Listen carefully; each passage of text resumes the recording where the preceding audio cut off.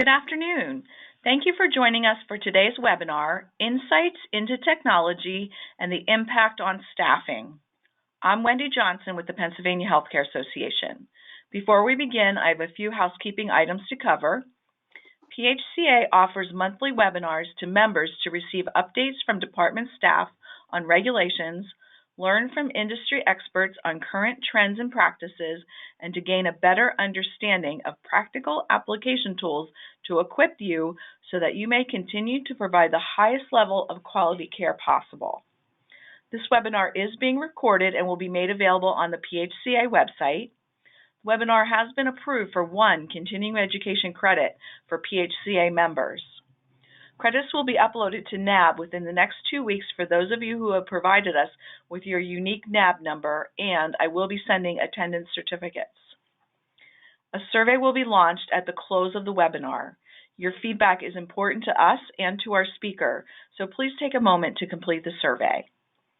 All attendees will be in listen-only mode. However, throughout the presentation, please feel free to submit your questions using the questions pane on the right hand of your screen, and our presenter will address them throughout the presentation. Today's webinar is being presented by Mike Hancock, President with Key Health Analytics. I'll now turn the webinar over to Mike. Thank you, Wendy. I greatly appreciate you having me, and thank you for all of you who took time out of your busy schedule to attend the webinar today.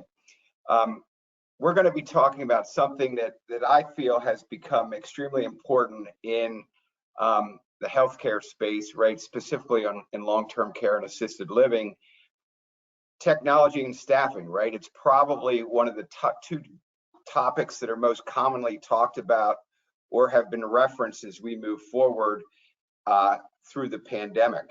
I'll give you a little bit of idea of what we would like to accomplish today, right, with our objectives. 3 areas we'd like to touch on is, hopefully when you're done with this webinar, you'll be able to identify 3 areas that you can help improve staff satisfaction, whether it's to eliminate the burden that is on them from an administrative standpoint, whether it's direction of care, whether it's with copy processes, whatever it might be, that you're able to identify and speak about 3 areas that are of interest to you.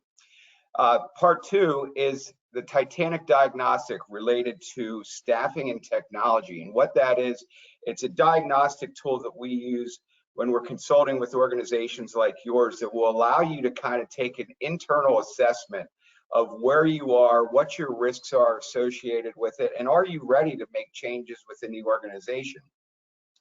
And the last thing is, because of where we are, so often, you know, our operators are confronted with so many different things and inundated that change just doesn't happen. And so one of the things we'd like you to take away, thirdly, is to identify 1 thing you can improve on this quarter. And hopefully you'll be able to take some solutions that we discuss and able to bring it out and back to your organization. If I could, I like to see if everyone's there, if everyone's able to. If you have something specific in mind that you are hoping to hear, if you could just put it, if it's 1 word, 2 words, in the chat box, that way I can see it and make sure that we get to address it. The other thing, and I know you all are extremely busy, the one thing I will say is that, you know, if you don't have any emergencies, anything that's pressing, if you can stay directed as to what we're talking about. One of the biggest misconceptions that happens with us as individuals is that we end up multitasking. We have multiple things going on, but what we don't realize is that our brain actually is not able to multitask. But research has shown that we're doing multiple things. Our brain only performs at about 40% efficiency. So if you don't have anything that's really pressing, if you're able to stay engaged and ask some questions, hopefully we can really make this worth your while as we go forward. Little bit of my background, right? So I've been in healthcare for the past 20 years. The last 10 years I've spent with one of the largest manufacturers and distributors in healthcare. The last 3 specifically, I was the national sales director for one of our specialty sales forces. So in my job, what we did was I traveled all over the country. I worked with organizations just like yours, small, large, medium size, worked with healthcare associations across the country, where we looked at what is it that's really impacting organizations like yours, whether it be long-term care, assisted living, any other areas. And it was really an educational experience for me because as we evolved from 2019 into 2020 and 2021, the challenges were very similar, though unique to each specific organization.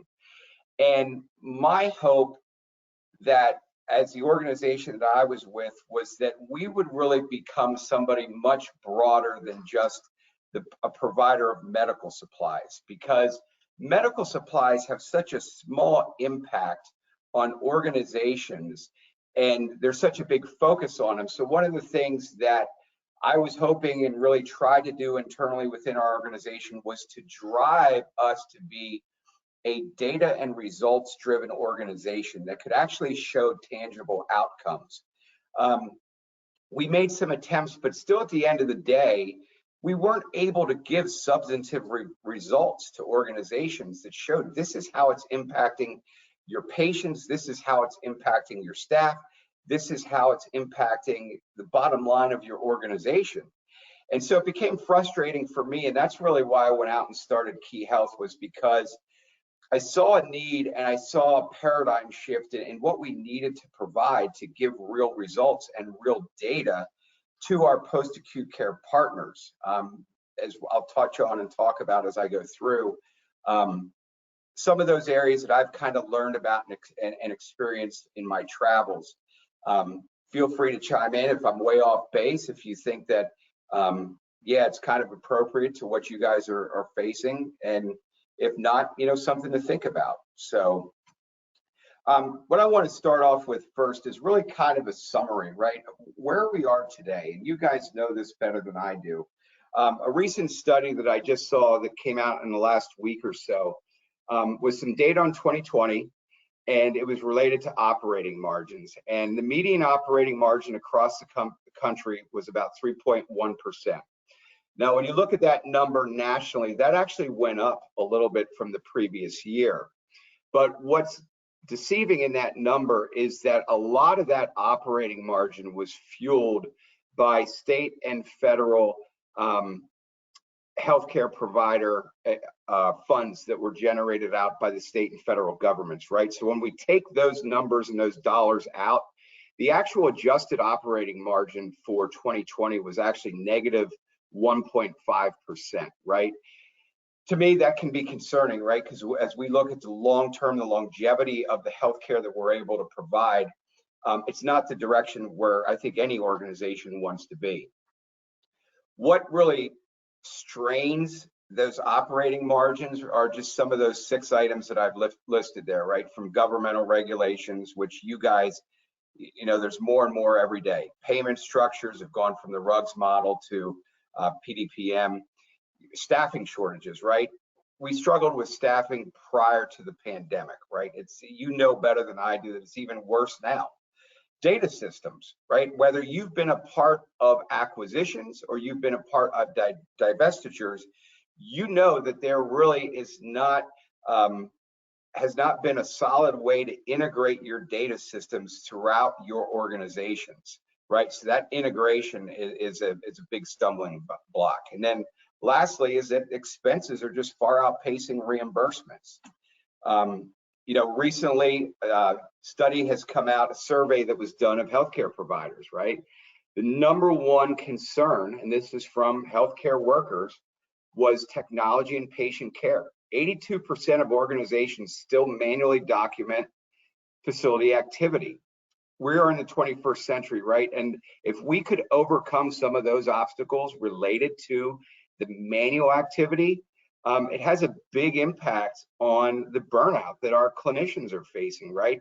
Back office efficiencies, reporting issues with, you know, 81% of staff reported issues with their technology and the way they care for patients. Another 73% reported that they weren't appropriate to handle the workload of the pandemic, right? And you can see staff morale is a huge impact on it. And how are patients finding you, right? Our patients today, 71% of them are using search engines to find nursing home reviews, right? So technology, if you would have looked at that just a couple years ago, it would have been a totally different paradigm that we were in than where we are today, right? So I think that's important to know. That's what our workers are saying. And then from, what are the industry trends? What are they saying out there, right? Outside of just our individual homes and Pennsylvania, right? So the PHE programs for funding sources, were the main source, as I said, in 2020 in helping our organizations maintain that financial feasibility. Occupancy reductions, right? You guys know it better than I do. In January of 2021, we had Governor Parkinson, who came into our organization and spoke to us, and by mid-year they were anticipating census returning to about 85%, give or take a little bit, and then continuing to rise from there, but it never happened. In fact, here in Pennsylvania, I think today we're still somewhere probably around 70 to 75% occupancy. When I started 10 years ago, I remember that our rule of thumb was that to be at that break-even point, we had to be around 90% occupancy, right, to break even. Access to workforce. We had challenges in accessing workforce a couple years ago. Now it's even worse, whether it be through mandates, whether it be through competition. Today, I used to spend a lot of time in both the acute and post-acute side. Now it's just been post-acute for the last several years. 3 years ago, if you went to one of your major medical systems around you, they were only looking at BSNs. Today, they're incentivizing RNs with $10,000, $20,000, $30,000 incentives just to come work for them, right? And so it puts much more of a burden on your staff and being able to access that workforce, right? And be able to retain them when those types of financial opportunities are there. And then the last is a cost structure, right? Cost structures have changed. The way that you're paid. You went from a RUGS model, right, to PDPM. And we still haven't seen all the effects of that, with value-based purchasing and things, because there have been elements of that have been suspended over the last 2 years, but are eventually going to come back into place. So this is just some views, and this is a lot of information. I'm not going to read through it. You get a chance to review it and you want to look at it. They're national leaders from across the country. But what the majority of this focuses on ways to maximize our organizations are related to technology and staffing, right? How are we going to take technology and how are we going to take our finance structures and use them to maximize what our capabilities are? And like I said, this is another one that I'll let you guys review rather than getting into the specific nitty-gritty of it, right? So that's really the consensus of it. Now, I want to touch on areas where we've had successes, right? And what it is that we do at Key Health Analytics is that we are a company that focuses on consulting, but also bringing in technology, specifically artificial intelligence and robotic process automation, that are going to alleviate a lot of the burdens that are on your staff. Automate things that clinicians and back office staff are doing today that are going to give you much better accuracy, that are going to give you much better data. They're going to allow you to bridge your legacy data systems. If you've been a part of acquisitions, I've been with several different companies where they've had 7, 8, 9, 10, 11 different software programs that one person has to navigate through, right? Where your quality measures reside, where does your your QAPI systems work, right? So working and navigating through all that, a lot of the issues that we have is not just the loss of numbers, but the burnout and what's required of that staff. So the more that we're able to allow our clinical staff to focus on patient care, the greater satisfaction they're going to have. And research has been done on AI and RPA that shows that, there can be up to a 52% improvement in staff satisfaction in taking some of those burdens away.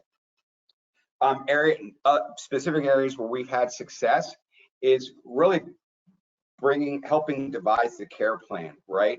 Making sure that things such as preventative care are being performed on a regular basis. One of the things that we've done was to go through and look at how preventative care's been done. Over the last 2 years through the pandemic, what we saw nationally was a 350% increase in partial thickness wounds, right? Think of the burden, that increase of partial thickness wounds and what they're having on your clinical staff, whereas before, most of those patients would be dealing with the aides, not having to have, a licensed clinician coming in and providing care. Now through our facilities, that is a significant amount of time that clinicians are having to spend providing treatments. And so being able to build parameters and drive behaviors through the technology has been a huge success. In 1 month in a 100-bed facility, we were able to reallocate 40 hours of clinical time, which equated to about an $1,800 savings just in that time alone, right? So that's one area. Another area that you can focus on is something very easy place to start is QAPI, right? In your quality, how you're performing, how you're entering the data, where you're extracting the data from. Right now, you have somebody that is being consumed with the amount of time that goes into your QAPI programs, right? And your PIPs.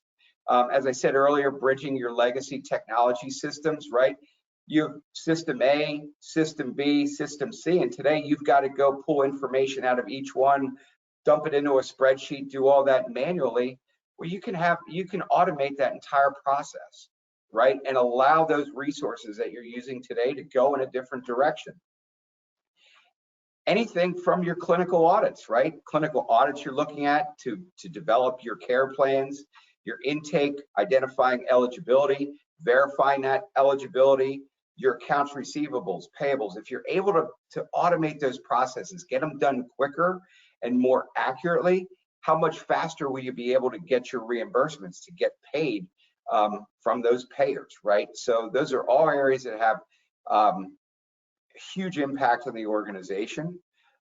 It's not just those areas, but those are some areas to think about to start. I'm going to talk about the Titanic syndrome a little bit, right? And everybody is familiar with the Titanic and the sinking of the Titanic, but I'm going to try and equate it to what we're dealing with, not just in healthcare, but this is an evaluation we use for businesses all across the country, right? And the Titanic was known as the mightiest ship that ever sailed. It was deemed to be unsinkable. They had the greatest crew. They had the most well-known passengers that had ever jumped on a sailing vessel, right? But what a lot of people don't realize is that there's some fundamental issues that were going on the Titanic that prescribed that catastrophe to happen, right? And the first one is ignored warnings, right?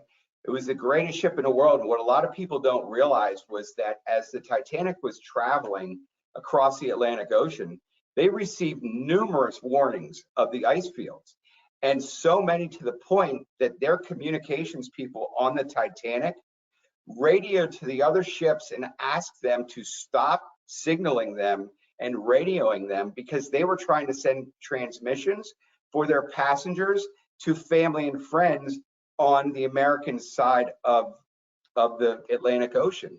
So they ignored the warnings that were there, right? Because they were focused on what they had been doing. The second part was an over-reliance on past success. The Titanic had the #1, for lack of a better term, because I don't know the official terms, driver of cruise ships in the world at that time. He was a 39-year-old young man. He had navigated multiple iceberg fields in the past, avoided numerous potential disasters, and they relied on the past success. They knew that they had been successful in the past, so they had minimal concern for what may lay ahead of them. The third part is no binoculars. Now, that may seem kind of a strange issue, but what happened on the Titanic was that the gentleman who was responsible for the binoculars, it was a locked case that sat on the bridge. He was taken off of the ship right at the last minute, and somebody else was brought on to replace him. So the key to the binoculars was not on the ship of the Titanic. So the men who went up into the crow's nest to look out had no binoculars. They could not see what was in front of them. And many historians have said if they just had binoculars to be able to see that extra distance, they would have been able to avoid the iceberg and navigate that field, right? And the last part is the iceberg. They knew icebergs were there, but they didn't take the measures that were required. This standard operating procedure at that time with an iceberg was that if you were going to hit it, was to run directly into it and come to a halt, because it would only do damage to the front of the ship. They would be able to seal it off and you wouldn't have a catastrophic event. What happened to the Titanic was that they panicked and tried to make a hard left. And when they did that, they opened up the entire side of the ship, which allowed it to be ripped open to take on so much water that they couldn't save it.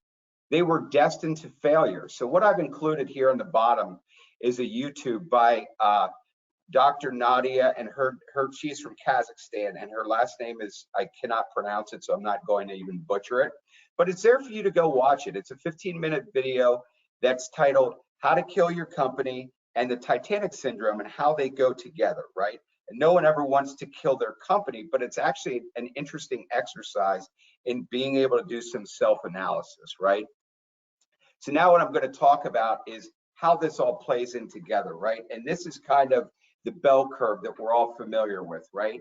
And so often what we hear in healthcare is really because we're so inundated with the staffing issues that we have, technology issues, government regulations. If it's not broke, let's not fix it. Let's put it off. What many people don't realize is you go up in this bell curve, and there's a book that's written called Stall Points, and it was done with research out of Yale University. And for companies to be able to survive, when you get to the top, the maturity level of your organization, if you wait till you're on the decline, on the backside of that bell curve, your chances of success are only 10%. That's all, no matter who the company is, right? And so where you need to reinvent yourselves as an organization is on that growth side prior to maturity, because that gives you a 90% success rate when looking to reinvent your organization and being able to survive, right? So now I want to look at a little bit about how did we get here, right? What is it that led us to where we are in 2022? Because I know from my travels and working with your counterparts all over the country, you guys have gone out and hired the best possible people. You've hired the best possible clinicians you could. You could hire the best possible executives that you've had, the best back office, most experienced people. You guys have done phenomenal jobs. You've tried to bring the best possible care that you possibly could to your organization, to your patients, right? We know that. You've implemented best practices. You've gone out and acquired other organizations that would improve yours, that would make you more profitable, right? Maybe you've even divested some that were not as successful as you would have liked for whatever reason.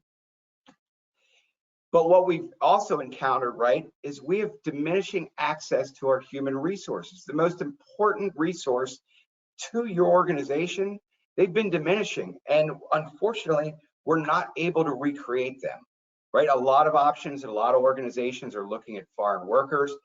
In a lot of other states, they are allowing nursing students to come into facilities to be able to help provide care. Even new hires, students right out of nursing school. But the one thing that a lot of people may forget about that is that those new hires right out of nursing school, the last 2 years, they've had no clinical.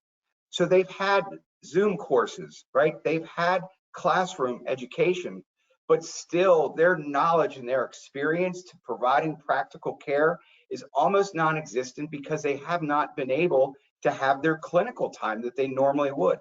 And again, government regulations. You guys know that better than I do, right? And this piece, the pandemic, right? Here's the one thing that I talk to with a lot of organizations that I talked with today. The pandemic, the COVID-19, by some scientists' definition, has actually reached the endemic stage. But we are still in a pandemic, and our pandemic today is our staffing. It is nursing. It is how do we meet the challenges going forward, right? And so that's sort of an overview. And if any of you disagree, you have anything to add, please feel free to put it in the chat box if you think of anything that I may have left out. Let's kind of look at where we are today versus 2019. What's our cost per bed, right? In cost per bed, we know that in 2018, it was about $100,000 cost per bed. In 2022, we're looking at a cost per bed annually of about $125,000. Now that's a national number, right? Payment model has changed. We went from the RUG model to the PDPM model, right? Operations, what do our operations look like today? Are they the same? Have they been updated? Have they gotten worse? Have they gotten better? Revenue cycle, has that improved? Can we make it faster? Those are questions I ask because we are in a different situation. Clinical practice, what does that look like pre-pandemic versus post-pandemic? And the reason why I take this look at it is because I think it's very important to think about where we were in 2019, what we thought 2020 was going to look like with the implementation of PDPM, and what happened. Do we operate in the same way that we did in 2019 today? If we are, should we be operating that way? And that's a question I think that as we progress and hopefully we get a chance to work together, that we can look at and evaluate, because in most other industries where you have had the significant impacts, complete change in your reimbursement model and an international pandemic that nobody unfortunately was prepared for, and you've gotten no governmental support in providing that care, can we continue to operate the same way as we go forward, right? And then our outcomes, are they the same, right? Are they the same? Based on the fact that the acuity of our population, our referrals should look much different probably than what they did 29. What are our outcomes today? Are they where we need them to be? How is it impacting our organization and our bottom line? How is it impacting our patients? Right? So those are all questions. Here is some data that I was able to collect on what are the cost drivers, right? What is it that's really impacting the balance sheet? And so often we get caught up with medical supplies, right? We want to go to our vendors and we want to negotiate with them, for better prices, which, amen, absolutely. Do that, get the best possible deal you can. But at the end of the day, I think it's very important to keep in mind that medical supplies only make up, pre-pandemic, we would say that medical supplies made up about 2 to 3% of your overall expenditures, right? Your overall debits on that balance sheet. Today, at that rate, we say it's about $6,000, right? But nursing time is your #1 cost driver. And that's something that I think is really important, right? Knowing that that is your #1 cost driver. And under the model of what skilled care in Pennsylvania costs today, right? That's about $73,000, right? To operate one bed annually. And so any way that we can maximize that nursing staff and allow them to work at the top of their license, to spend more time doing billable items rather than administrative, is going to help to drive down that cost of that nursing time, right? Because practicing, you guys know it better than I do, the more they're practicing at the top of their license, the better it's going to be for the organization as a whole. Now, what this is that we're looking at right here is the Titanic Syndrome self-evaluation, right? And this is a tool, I'm going to share this tool for anyone who wants it. You guys can do a self-analysis of it. But what it does is it allows you to ask the questions that are so important for implementing change. So often as an organization, when we've worked with other healthcare providers or, long-term care, ALFs, home health, whatever it may be, that they jump right into it. They come up with things they want to change, but they don't ever look at whether they're prepared as an organization to be able to implement those changes. So this is just really a short questionnaire that you can take on your own. And again, like I said, I will share it with all of you to really do a self-analysis of your organization, right? How does your organization handle anticipating change, right? Is our company insightful? Are you prepared for it? How do people react when you talk about change? What's your preparedness for designing the change? What is your preparedness to implement the change? And again, like you see, there's only 5 questions there in each category. You can score them, and it'll give you feedback as to where you are as an organization. And one of those objectives that we talked about was looking at your organization from a technological standpoint as well as a staffing standpoint, right? And so that would be step 1 that we would want to have you do as an organization. We can do it with you. You can do it on your own.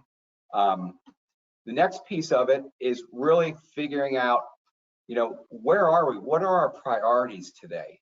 And what we did, this is it's called a jam board that we did with an organization today and pre-COVID, right? To really look at what the priorities are.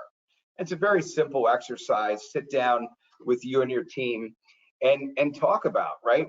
First off, you identify what the parameters are that matter most to you, right? And with this organization that we were dealing with, quality measures, right? Retention of staff, QAPI, allocating resources, their referral sources, and their balance sheet. Those were the 6 areas that they identified that were most important for them. And so what this is telling us that pre-COVID, their areas of focus or areas of importance were a little bit different than what they were post-COVID, right? Here in 2022. And so their quality measures in pre-COVID were one of their most important issues that they were focused on and wanted to deal with. Reason for that probably is that there's been a step away from your quality measures, right? From the significance put on them. And it's going to be coming back, as we all know, in 2022 with surveyors and things of that nature. Staff retention was important pre-COVID, but there were a couple other issues, right? It was maybe 3rd on the list. QAPI, right? Your quality was hugely important in pre-COVID times.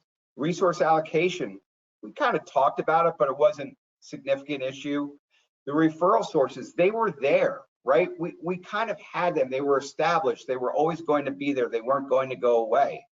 And then the balance sheet, it always has some level of importance, right? But when you're running on operating margins that are 2%, 2.5%, maybe you got to 3%, it's an issue. You'd like to have it better, but you're still healthy, right? So now when we go back and we look at this for post-COVID 2022, how does it look? Quality measures have actually come down because we're not being looked at and judged on them through the value-based purchasing that's been suspended and everything. We're not looking at as much as we did before because now, right, it's staffing.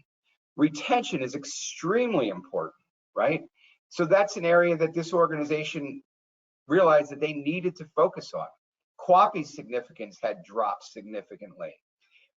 Resource allocation had moved up to a medium level, but they weren't quite sure how they could reallocate resources, right? Their resources. So they weren't quite as comfortable with that. So that was a more in-depth conversation that we had. Referral sources, significantly more important because now what kind of patients are we going to take?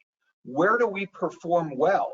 Where can we go out? How can we market ourselves to referral sources, to the hospitals in the area, to the physicians, to whomever it may be?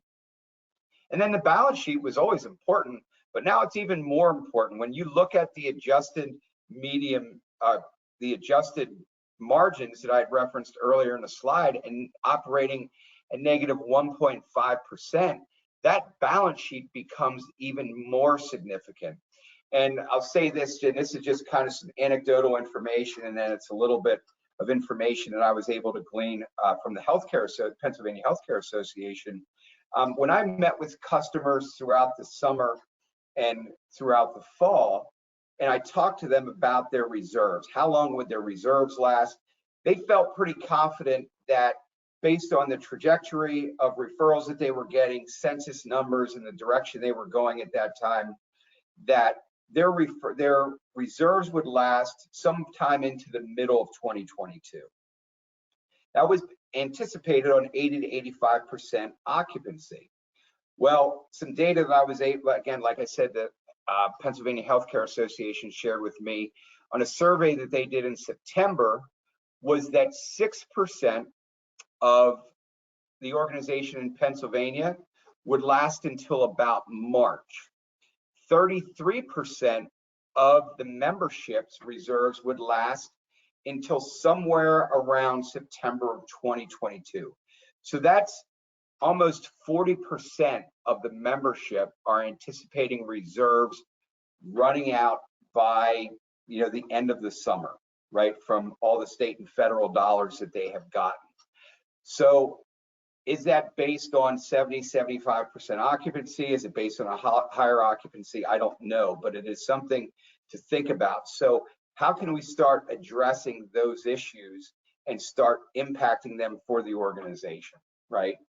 So that's just one of the ways that we go through it. This is really just flow charting, what it looks like as we come in and what this whole process looks like for an organization, right? And this is entirely up to you on how you want to engage us. If you want to engage us from an advisory or consultative standpoint to begin with, we've come into organizations and looked at clinical practices and processes, right? Really looked at the basis of best practices. Are they best practices? Are they based on the evidence that's out there? In some instances, we found that yes, they are. Other instances, no, what it's been is it's been an aggregation of the last 5 most senior nurses that have been in the organization, and it's just been a hodgepodge of practices and procedures, and what are the actual results, right? And so what we really try and do is to get in from that standpoint and say, listen, let's identify some metrics. What are some areas, hard numbers that you agree on, that you identify as an organization that we want to work towards and we want to impact, right? Then the next step in that, if you choose to go further, is how do we take some of these processes, right?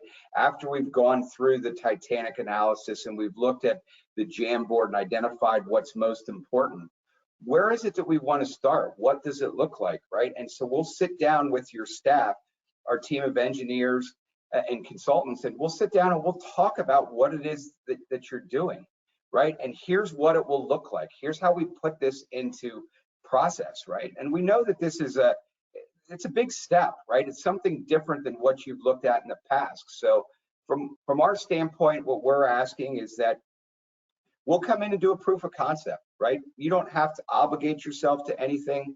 We'll come in, show you how it works. We'll implement it for a task, right? You don't have to sign a contract or anything like that. If at the end of that process, you say that this is garbage and we don't want it, we'll take it away. You're not going to get a bill for it because it is a new technology. We feel like we've got to prove ourselves to you, right? Show that we can bring that value. From that standpoint, we'll sit down, we'll chart it out.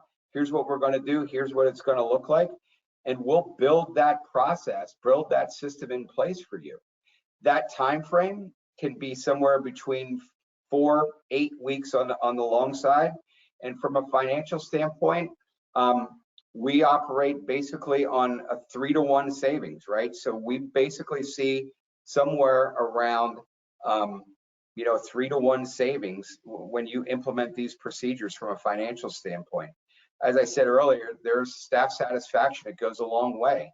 I know from having worked with clinicians for years now, and just spoke with another nurse practitioner who I work with earlier in the week, Nurses, if they can provide care, they will work, and they will work because of their nature until they fall over at the bedside. Nurses are some of the most unbelievable human beings that I've ever met in my life. But unfortunately, what frustrates them and causes the burnout within the clinical side is that all of the demands that are put on them from an administrative standpoint, right? The monotonous tasks that have to be repeated. And it's nothing that your organization has to do that. It has to do what the government is asking for, the reports, QAPI, quality measures, whatever it might be, right?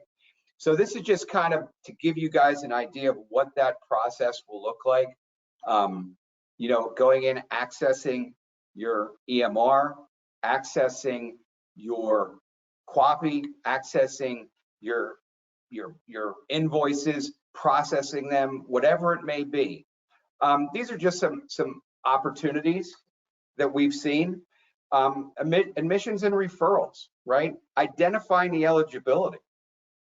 That process is very manual, right? And it takes time to bounce back and forth between multiple systems. Your QAPI, your survey, your quality measures. You can take this and build it into a system that'll link all of those programs together and can build you a daily dashboard for the different levels you have within the organization, whether it is your leadership teams, whether it's your clinical teams, whether it is your accounts, your financial teams that you have. It can pop between either of those teams seamlessly to break down those barriers and silos that we've seen developed over the years. Think about supply chain, right? If you have a lowest unit of measure program in place, if you have one of the ones we used to have was PARScan, you can link that in. Sure, there are going to be specific orders that need to be done manually, but you can probably automate a fair piece of that. Incontinence management. Incontinence is one of the biggest spends we see, right? And it could be in assisted living, it could be in your skilled nursing side. But what ends up happening is no matter how well you've done at your sizing and your fitting, your entire building ends up with extra large or extra large because the clinicians of the aides just believe that if we get a bigger size, they're going to be more absorbent. Having been on that side of the business, I know that that's just not the case, right?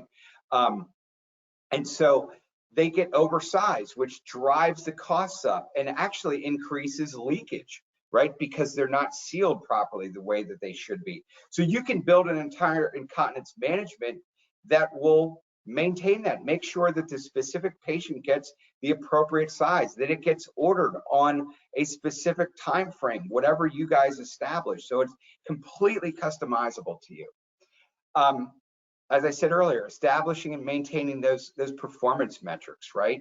Maybe it's on how you are handling your preventative care.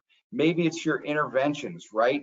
But you can build within your EMR, no matter whether you're using point-click care or you're using some other, lesser known, or maybe it's something you just inherited through an acquisition and a divestiture that really doesn't meet your needs. You can actually soup up that program that you have to do more of what you need it to do. And lastly, but certainly not least, right, is infection prevention. What do your programs look like today? How much time is being consumed in directing that care and developing a plan of care? Can it possibly be automated, right? So that it's a system that runs 24 hours a day, 7 days a week, never has a sick day, never has a bad day, right? So those are all areas. As I mentioned, these are kind of areas that we're able to help with, whether it's from a consultant standpoint, right? Doing an evaluation and analysis. How do we bring change into our organization? Maybe that's not what you need, right? The design of the automation, the design of your programs that you want to implement, whether you need a clinician, we can help provide that. Whether you need other expertise, we try and fit all those needs so that this is a customized, tailored solution for your organization, right? And lastly, is just bringing it all together into one. So that's really the overview. If you guys take nothing else from this, the one thing that I hope that you can take from this is optimism. and seeing opportunity. Because the way that I look at it, the reason why I left what I was doing, which I really enjoyed, was that I saw opportunity for organizations like yours to be able to thrive and flourish if resources are used in the right and appropriate way, and be able to take the burden away from your staff that is helping, to slow them down, to burn them out, right? And to be able to allow you to allocate those resources and have great outcomes for your patients. Because obviously at the end of the day, that's what matters, right? Is having the best possible resources. So that's really, the end of the presentation. I just talked for 47 minutes approximately. Please ask any questions, any concerns. Mike, I think that you're a carnival barker and you should never talk about this again. Or you know what? I think this might have some opportunity. So what kind of feedback do you guys have? Great. Thanks, Mike, for sharing the information with us today. We are open for questions at this time, so please type them into your question pane on the right hand of your screen, and we'll get to those. While we're waiting, we do have more webinars coming up in February, which is rapidly approaching next week. We have a couple webinars scheduled into March now already. Keep your eye out for those. And we also have our March 22nd Assisted Living and Personal Care Home Summit coming up in Lancaster County. The registration is open for it, and we do have safeguards in place for testing and vax cards and masking and things like that. So we are taking the necessary precautions to keep it a safe in-person event. All right, we'll just give it a minute or two here while we wait for questions to come in. I think you covered everything really well, Mike, so there may be no questions. I don't see any coming in right now, but let's see if any come in. And my contact information is there. Please feel free, even if questions, right, for your requirements for mandates, whatever they may be, where you're having to allot one of your people into that procedure or process. If you have a person doing it and it's on a device today, it can be automated. And that person then can be reallocated, those resources associated with it. So. All right, well, I don't see any questions coming in. And again, I will be sending Mike's contact information in the follow-up emails that will likely go out tomorrow. And Wendy, I'll send you over the Titanic questionnaire. That way everyone has it. They can fill it out on their own. They can, if they have questions, concerns, they can feel free to reach out. Oh, that would be great. Yeah, I will include that in the follow-up emails. I appreciate that. Great. Okay, well, again, stay on to complete the survey. Today's webinar recording will be made available on the PHCA website, so be sure to check out PHCA's website as more webinars are being scheduled through the end of March and into the springtime, which is exciting. Thank you again to Mike for today's presentation. We appreciate your time. And I just want to thank you for a great remainder to your day and ask everybody to stay well. Thanks, Wendy.